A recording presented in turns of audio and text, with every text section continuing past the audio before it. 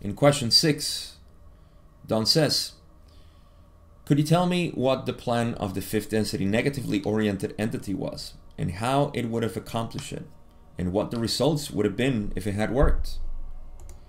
Ra says the plan, which is ongoing, was to take the mind-body-spirit complex while it was separated from its yellow body physical complex shell, to then place this mind-body-spirit complex within the negative portions of your time-space. The shell would then become that of the unknowing, unconscious entity, and could be, shall we say, worked upon to cause malfunction, which would end in coma and then in what you call the death of the body.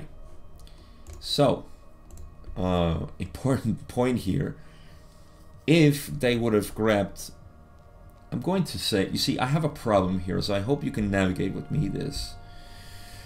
I say Carla, instrument, mind, body, spirit, complex, an entity. All four things pointing out to the same thing. So, how do I use these words? Okay. Let's call the entity everything that is Carla, mind, body, spirit, complex, and instrument. Yeah. Let's call the instrument simply the function of all of this. The mind, body, spirit, complex, that which is in evolution. And what do I have left? Carla. Well, Carla is just Carla. It's our perception of all of this as a human. But okay, so the Orion group wanted to take the mind, body, spirit complex, right? That's the only thing that really exists. There is no soul, there is no as a separate portion, I'm saying, there is no soul, there is no Carla, there is no instrument in and of itself. You see, there's only the mind, body, spirit complex. Okay, so they wanted to take that and separate it from the yellow body physical complex. That would be Carla as we know her. You know, the body that she had, the genetic recycling of her DNA and all of this that creates the physical appearance. That's what they call the physical complex shell, the yellow body. Okay, so separating the mind, body, spirit complex from this, and then placing the mind, body, spirit complex in the negative portions of time space, of our time space. Okay, so the shell would then become that of the unknown, unconscious entity. See, the entity would become unconscious, simply not being there.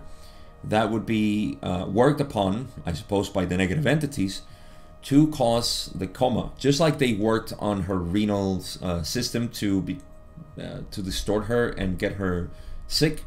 Well, in the same way, the negative entity would have worked to make her enter into a coma and then finally death. So this is how they would have actually achieved the maximum service, negative service, to kill Carla, basically, and to take her mind, body, spirit complex into negative time space. The spooky part begins. So this is basically what's happening so far. Let's continue reading. Ross says, at this point, the higher self of the instrument would have the choice of leaving the mind, body, spirit complex in negative time space, or of allowing incarnation in space-time of equivalent vibration and polarity distortions. Thus, this entity would become a negatively polarized entity without the advantage of native negative polarization. It would find a long path to the Creator under these circumstances, although the path would inevitably end well. Okay, so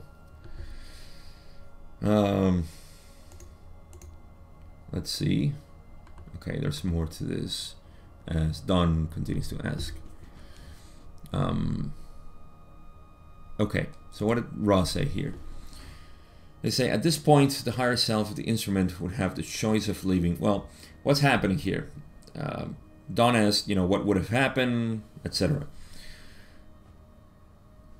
The mind-body theory complex. Now, here's where I want to give my spin. You see, people usually associate, like, Carla the appearance of Carla, this ego self that is projected outside, which we see as an entity, which we fall in love with, this illusion of self, this illusion of shell, let me put it that way, huh? So people, to me, wrongly assume that the personality, which is a persona, goes with the mind-body-spirit complex. See, to me, this kind of violates the understanding that we are one with our higher self. And to believe that there is this mind-body-spirit complex with a personality, and again, this is where, please, this is my speculation, take what resonates and discard whatever doesn't. But I believe that the mind-body-spirit complex is an instrument in which the creator is known itself. Now, the closest thing to the creator is the higher self, which experiences itself as the mind-body-spirit complex. But the mind-body-spirit complex, within the illusion of third density, creates the persona, thanks to the veil of forgetting. This persona seems to have a separate identity. This is what we call the ego self. This is what we become enamored with ourselves and with other selves. So my clarification here is that we kind of romanticize, because we're humans, that Carla would be that mind-body-spirit complex. The higher self, the true self, Atman, if you will, that higher self is the one who is experiencing everything. Now, remember, the higher self is at the mid stages of sixth density, which means no polarity, doesn't care. Now, it does want the mind-body-spirit complex to evolve back to source. That's the purpose of the higher self. But you see, this is the guiding force to me everywhere. Is your guiding force here?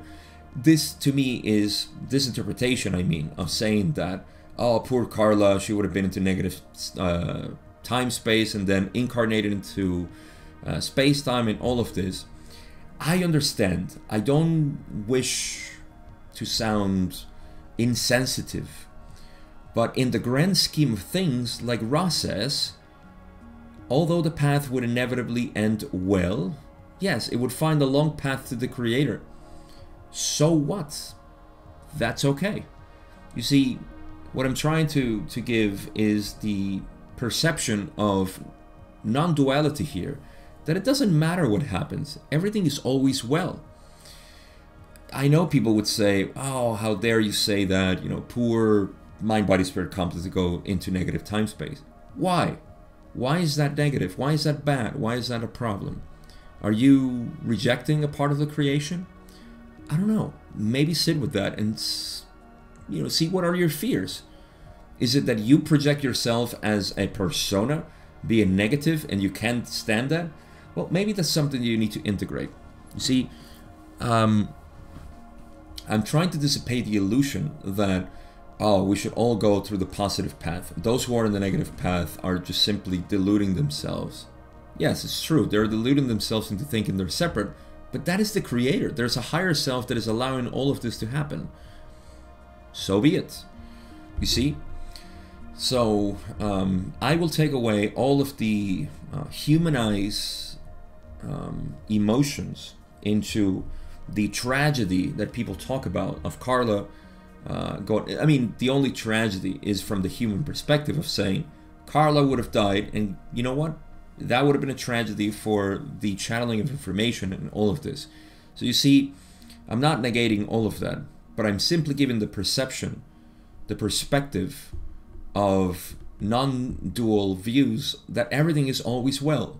Do not fear. This is why neither Ra, and I would dare say that not even Carla, fear this. She continued fearlessly and fiercely to the contact.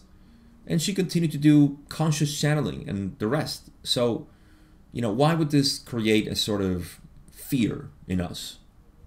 I don't know. But I wish to dissipate it. That is my point. So, again, Ra is describing, as, you see, and again, take it from Ra's words, don't take it from me. At this point, when the mind-body-spirit complex is in negative time-space, well, the higher self of the instrument would have the choice of leaving the mind-body-spirit complex in negative time-space. They actually had to correct themselves there because they were about to say space-time. Or of allowing incarnation in space-time of equivalent vibration and polarity distortions. We'll discover what this means in the next questions. Thus, this entity would become a negatively polarized entity without the advantage of native negative polarization. You see, here in this sentence is probably where we fear it. You see, oh my God, she would have become negatively polarized. That's okay. She would have become a negatively polarized entity without the native advantage of negative polarization. That would only mean that, as Ra says, this would be a long path to the Creator, but it would end well. So, long, short, doesn't matter. There is no space, there is no time. All ends well. So yes, I do not think this would be a tragedy in the grand scheme of things. I think for us humans, it would certainly be a tragedy, just like, you know, somebody dying is always a tragedy. But we know, see, we have the perspective of saying, oh, it doesn't matter, it's a transformation. Let me go back to my face, because that's an important point of view. You see how we have a double interpretation? We can accept and admit that it's a tragedy for somebody to die for the human level who wishes to enjoy more somebody's life. But inside, we know that it's fine. It's a transformation. And we always say, well, he or she is in a better place now. Cool. See? And why is it a tragedy if we're saying that they're in a better place now? Cognitive dissonance there that needs to be sort of resolved in our minds. And that is exactly what I'm trying to offer with my interpretation, saying that it would end well. Just like Ra says, at least seeing it from that perspective. So it's not insensitive, I think.